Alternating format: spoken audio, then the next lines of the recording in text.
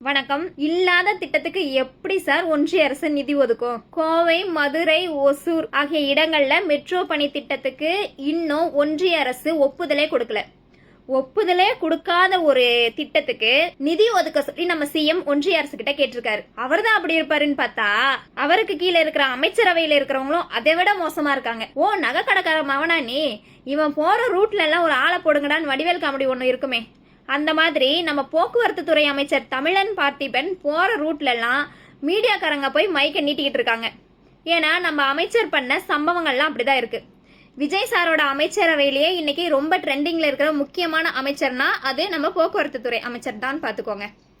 பக்ரீத் பண்டிகைக்காக ஊருக்கு போக கிளாம்பாக்கம் பஸ் ஸ்டாண்ட்ல மக்கள் அதிக அளவுல வந்திருக்காங்க.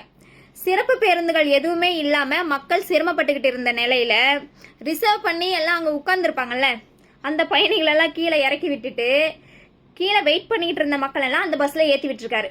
அந்த சம்பவமே இன்னும் ஆறல. அதுக்குள்ள அடுத்த சம்பவம் ஒண்ணு பண்ணிருக்காங்க, அதை நீங்களே பாருங்க.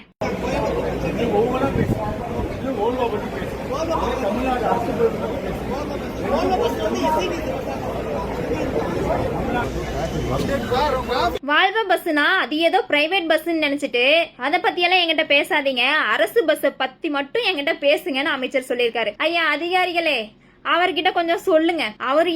அவர் அமைச்சரான ஷாக்ல இருந்தே இன்னும் வெளியில வரல. அவர்கிட்ட கொஞ்சம் சொல்லி போக்குவரத்து துறைனா என்ன, அரசு கிட்ட எத்தனை பஸ் இருக்கு, என்னென்ன பஸ் இருக்குது, எத்தனை ஊழியர்கள் இருக்கிறாங்க, எப்படி அதை மெயின்டெனன்ஸ் பண்ணணும், எப்படி துறையை முன்னேற்றணும்னு கொஞ்சம் பாடம் நடத்துங்க அவருக்கு. அதிமுகவிலேயாச்சும் ஒரு செல்லூர் ராஜ் தான், ஆனா இங்க மொத்த கட்சியுமே செல்லூர் ராஜாக்களா தான் இருக்காங்க போல. மாற்றம் கொஞ்சம் பயங்கரமா தான் இருக்கும் போல.